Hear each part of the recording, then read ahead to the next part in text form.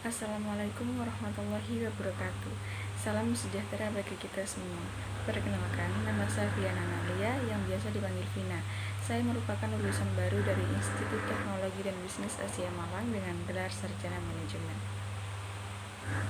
Dalam video ini, saya akan membahas tentang materi yang saya terima pada saat online training Certificate Human Resource Analyst atau CHRE MSDM yang disampaikan oleh Dr. Yuwan Badrianto, SPSI, MMMPD, CHRM, CPM, CPR, City ALT yang merupakan pembicara dari Lembaga Air Learning Center pada Selasa tanggal 12 April tahun 2022.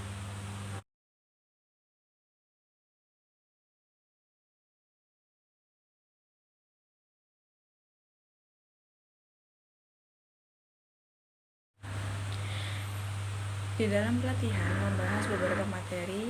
Yang pertama yaitu HR Framework, yaitu kerangka kerja divisi sumber daya manusia dari suatu perusahaan untuk tercapainya tujuan dari perusahaan tersebut. Adapun beberapa fungsi operasi dari HR yaitu Employment, HR Development, Compensation Management, dan Human Relation. Dalam menjalankan perannya, biasanya seorang HR akan menggunakan strategi manpower planning. Tujuannya untuk merencanakan tenaga kerja seperti memperkirakan jumlah kebutuhan tenaga kerja yang dibutuhkan untuk menyelesaikan suatu proyek dengan efektif dan efisien. Selanjutnya ada recruitment, yaitu merupakan suatu proses penarikan sekelompok kandidat untuk mengisi posisi kerja yang kosong. Dalam hal ini biasanya HR menyeleksi beberapa kandidat melalui beberapa tahapan seleksi, yaitu memilih CV, tes psikologi, tes kemampuan, interview, MCU, dan keputusan. Selanjutnya ada training development atau TNA, merupakan suatu proses pengumpulan dan analisis data dalam rangka mengidentifikasi bidang-bidang atau faktor apa saja yang perlu ditingkatkan melalui pelatihan. Pelatihan ini dapat dilaksanakan dengan mengacu pada mekanisme pelatihan ADI model.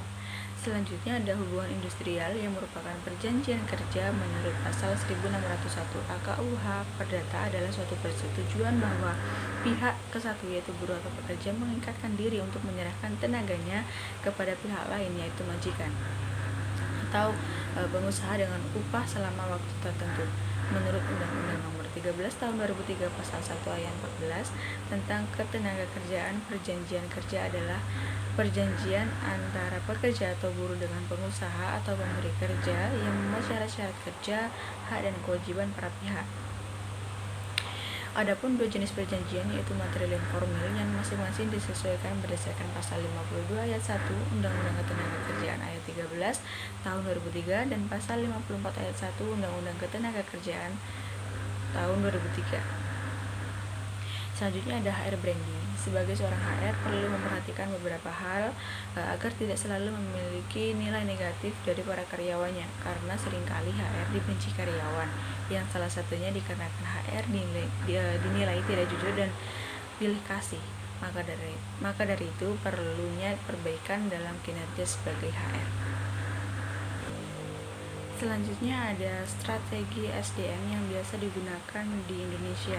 Yang pertama ada penentuan strategi sumber daya manusia, perlu memperhatikan kompetensi yang selaras visi, misi SBU atau strategi bisnis unit, dan juga strategi fungsional. Yang kedua ada penyesuaian strategi SDM dan strategi perusahaan akan mempengaruhi pencapaian sasaran perusahaan. Yang ketiga ada network structure dan budaya perusahaan yang mengacu pada inovasi, kreativitas, dan belajar berkesinambungan atau continuous learning dan core value yang ada. Jadi dari pelatihan yang dilakukan secara online beberapa hari yang lalu dapat diperoleh pengetahuan baru tentang HR atau Human Resource. Sekian video review dari saya.